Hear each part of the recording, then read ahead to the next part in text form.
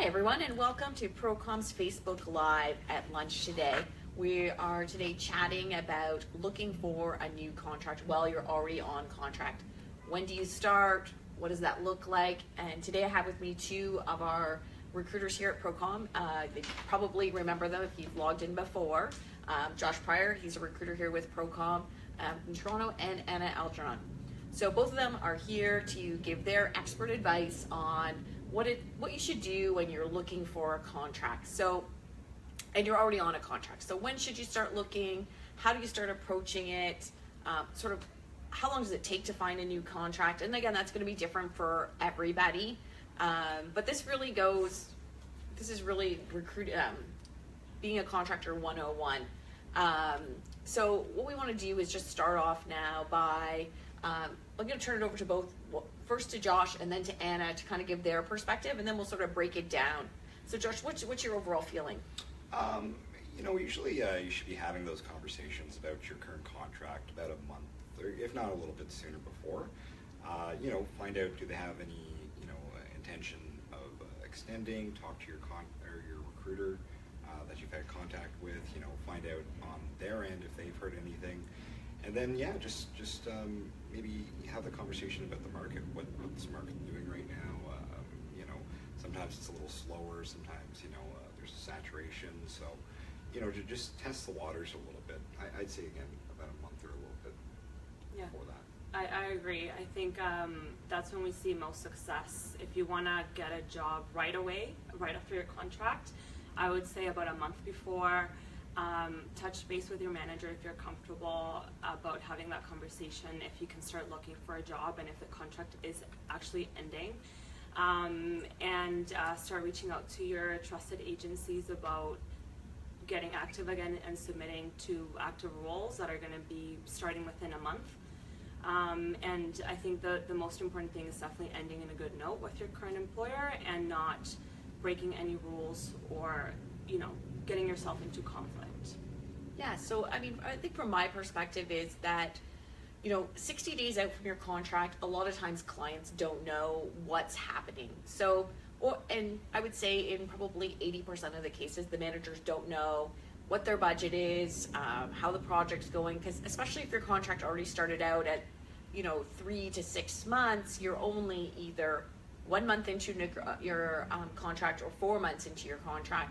It's pretty tough for managers to look out almost like a third of the way into the contract to say what's going to happen. But I think definitely, the average time to find a new contract today, depending on the region you were in within Canada and the US, ranges somewhere between 21 and 32 days from the time the job is out on the market until the client has selected somebody. And that doesn't necessarily actually mean someone's gotten on site. It means more that the client's gone through their process and has made that selection. So if you think about that as a contractor, you do want to start being proactive if you don't want any downtime between your assignments, which means being a little bit more proactive with your client.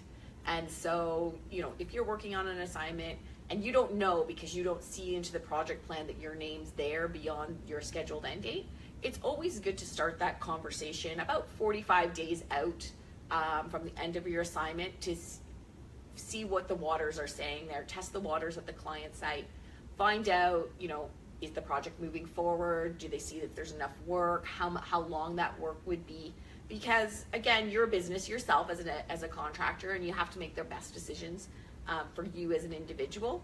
At the same time, you don't want to burn bridges with your existing client, and you don't want to get so far down looking at a new job or a new contract, and then they decide to extend you an offer and your manager extends you an extension, because one of those people you're going to disappoint.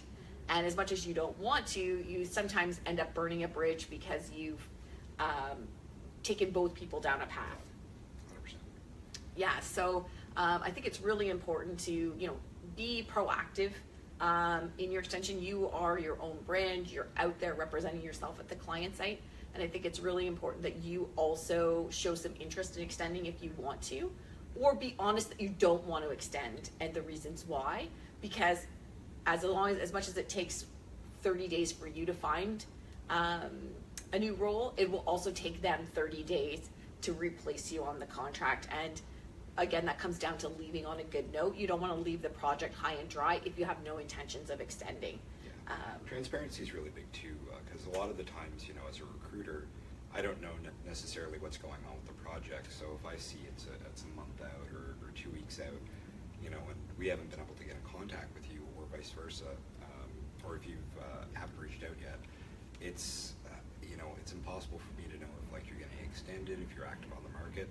And a recruiter who already knows you, who's placed you there and has worked with you previous, is gonna be a lot more proactive on there and finding you a new assignment, because they know that, you know, you're easily placeable, or like you're easy to work with, and that rapport is all like there already. So. Yeah, and do you have anything to add to that?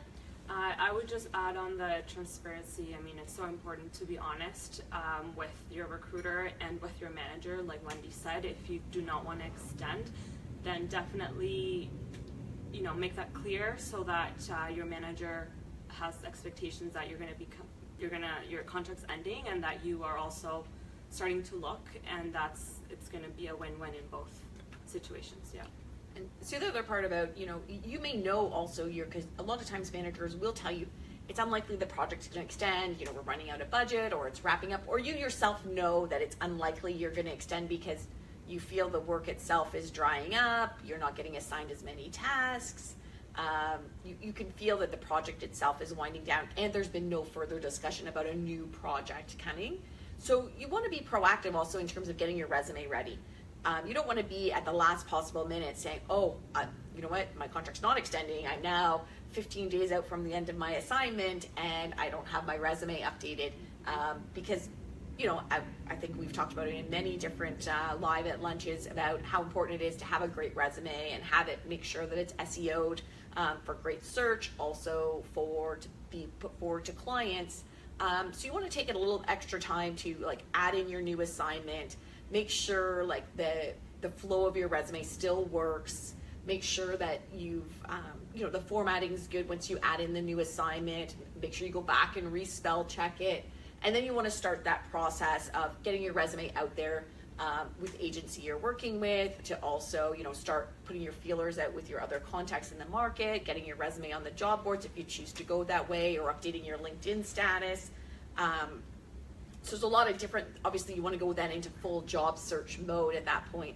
But if you wait till the last possible minute to get your resume updated, when you do say, oh, I'm coming available, you're not then rushing to get your resume done. So it's always good to be proactive as your assignment's coming to an end. You know, even if you decide to make an extension, if every, you know, 45 days before the end of your contract, all the time you're adding that new assignment into your resume and you're adding the few points, then you don't forget anything. You can always, when you finally finish off the contract, trim down some of the points that you've put in there or refine them, but at least you're not forgetting anything, especially if you end up staying on assignment for a year or so, and you've worked on multiple projects. Sometimes you can forget some of the things that were critical, or the technologies you used. So keeping your resume up to date is key. One of the other things that's pretty common out in the marketplace now are tenure rules. So as much as a client may like to extend you, often clients will have tenure rules that could be anywhere from 12 months, 18 months, 24 months, in which it makes it very difficult for an extension to happen. So you should be aware, if you're going into a new role, if there are any tenure rules. A lot of the large enterprise clients now have them as part of just sort of standard operating practice. It's not to say that there can't be any exceptions made to those tenure rules, but they are there for a reason, and probably 80 to 90% of people don't get exceptions. So if you are in a place that has tenure rules, you should know what they are. It's really important to ask the recruiters at the time when you're onboarding with a new client if there are any tenure rules, and what is the period that you must leave the client for before those tenure rules will reset. Because if you know you're coming up on an 18-month at your current place and they do have tenure rules in place, this is the time you probably want to start, you know, thinking about it probably 45 to 60 days out, because you know for sure at that point your contract's likely going to be coming to an end. So at this point you could be reaching out to your client to see if there's any chance for an exception. And if they say no, because usually exceptions have to go way up the flagpole to get, this is probably a good time to start reaching out to people and starting to put your feelers out in the market.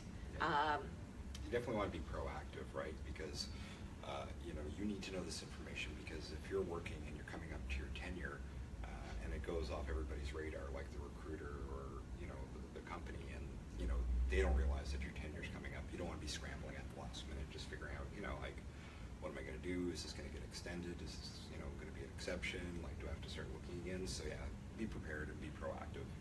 And even if the manager would like you to come back to work on a new assignment, there are generally rules for tenure in terms of how long you need to be absent from the client before your tenure will reset there. And it's anywhere from 90 to 120 days. So you can't go back in until the 91st day or the 121st day.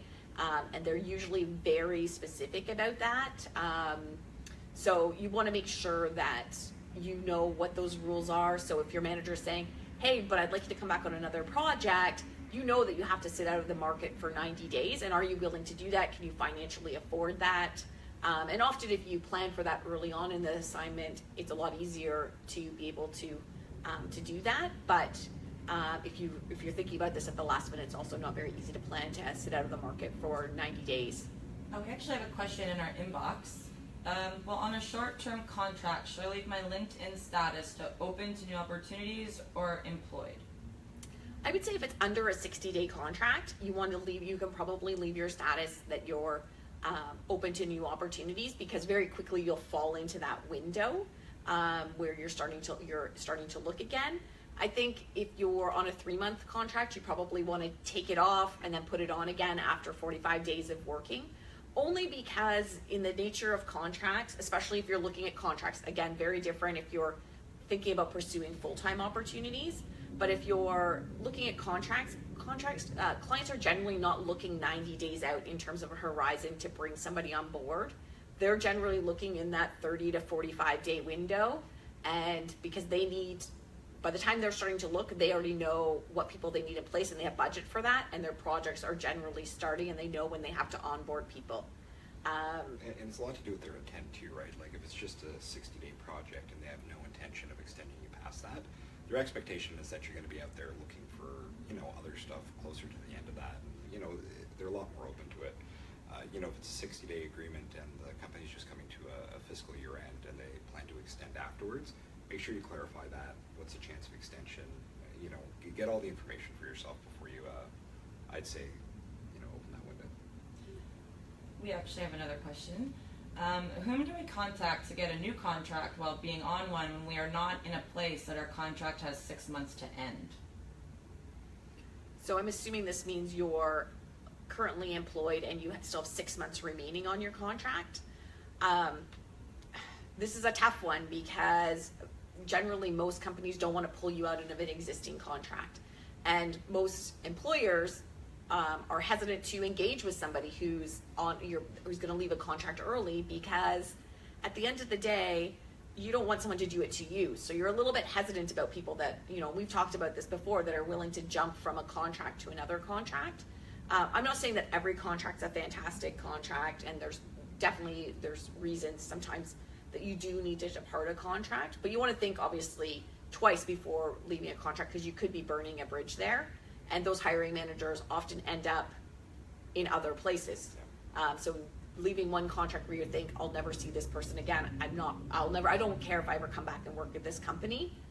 That's fine for that company, but people move around, and that manager that you've left in a tough situation could end up in another account in a place on a contract that you do really want. Yeah, that's 100% right. Like, there's extenuating circumstances where, of course, leaving a contract. If you've worked your entire career and you haven't broken one contract, and you're in a position right now where, whatever it is, and you're looking to get out, make sure you maybe contact the recruiter that you work with on the role, see if there's anything they can do on their end, and if push comes to shove, and then maybe explore options out in the market. Yeah, I would say definitely if you're working at a client through an agency, contact the agency you're working with, just to talk about what the issues are, and if the agency is able to assist with accommodations or anything like that, which we have done before, to help you, be happy and successful for the duration of the contract, that's definitely plan A. That's what you want to do. Worst case scenario, if your agency or the client is giving you an end date that's earlier than 6 months, then that's a whole other story where it would be easier to work with you because we have an upcoming end date. But usually we don't like to, as Wendy said, take you out of an existing contract. Are there other questions? Not right now. Okay. So I think the other thing is, like, often as recruiters, we'll get people reaching out to us similar to this, where it's 90 days out, you know, from their existing contract. You have no intention of wanting to break your contract, but you want to start looking. And the problem with that is just that the market and the roles that we have are more immediate than that. Clients often are looking for people with 2 weeks notice. I mean, we've seen roles where people aren't even willing to accept 2 weeks notice. They're looking for people who are immediate. So people who are looking, you know, on a 90-day horizon, it's probably a little bit too early in the process, because again, it only takes 30 days approximately to get a new role. And I don't want to say that that's like, you should guarantee a new job every 30 days if you start looking. But for the most part, you know, 30 to 45 days is definitely enough time to be out in the market to garner traction, assuming you're looking for a job and you're making it like a job. If you apply to one role 45 days out before the end of your contract and you don't get it, well, and then you're like, but you said it only took 30 days. Well, you have to actually market yourself. This is your business. Same as us, you know, you're making your cold calls, you're actively out there networking, putting your resume on the job boards, reaching out to the agencies you've worked with in the past, reaching out to your current recruiter, networking through all the hiring managers. You're doing all those things. You know, but unless you know somebody and they say, hey, I have a project starting in September. Great, I'm ending, you know, mid-August, and we're sitting here in June, you know, June, July. It's a lot easier to be saying, great, I'm going to be available for that, and that's really far out in the future. But most of the roles that we get we're looking for somebody to start within the next 30 days. So it's very tough to start working with people with a 90-day horizon. So you got to keep that in mind when sometimes you're reaching out to recruiters and they're a little bit hesitant to like how to start engaging with you, because they really can't start presenting you on roles because they know that you're going to be breaking a contract if they have something. And often you're like, no, I can't start then. So it's good to start to put the feelers out there, letting people know that you're going to be coming available. You've been given notice that your contract is ending. But in order to go into hardcore search mode, it's really about that 30 to 45 day window. And always ask your recruiter about the start date as well, right? So sometimes we get roles that, you know, the start date's not until, let's just say, end of August, right? And we'll know that in advance. Sometimes they're looking ASAP, but if you know it's going to be the end of August, early September, ask what their firmness is on it, what their flexibility is on the start date. You know, if they can go 1 or 2 weeks maybe after the September 2nd start date. You know, just ask what the flexibility is. Have those conversations and be proactive there. And I would say a lot of times it has to do with skill set.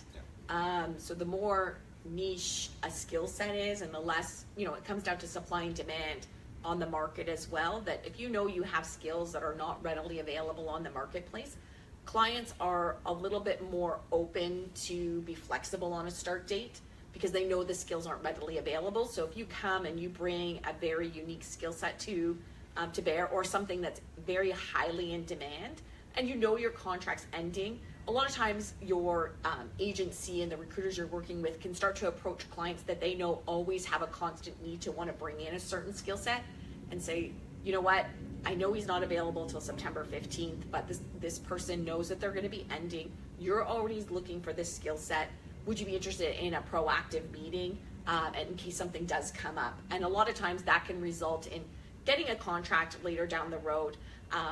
But it depends on the skill set that you have and how unique that is and how high in demand it is in the marketplace. Courtney, do you have any other questions? Not right now, no. Okay. Anything else that you guys want to add? I kind of feel like we've touched on a lot of the different factors in terms of starting to look for a new contract and when you start looking.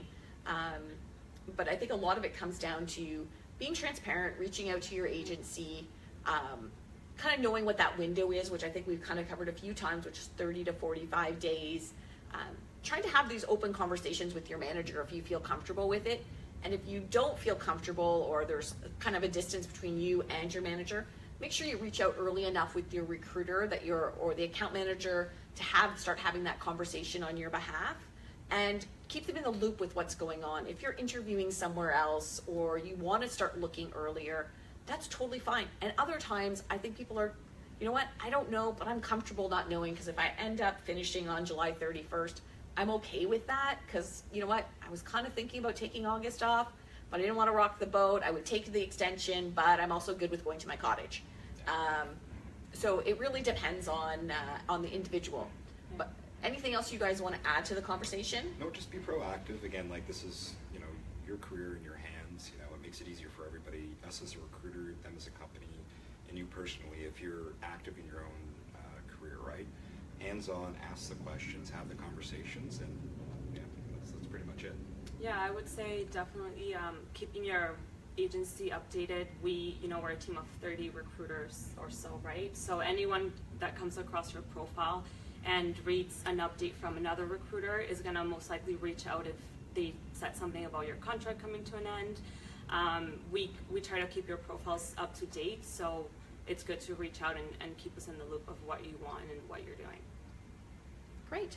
Well, if there's no other questions from the audience, Courtney, we're going to end it here, and feel free to join in the conversation, ask your questions online, and we'd be more than happy to answer them well after this airs. Thanks, and chat with you later.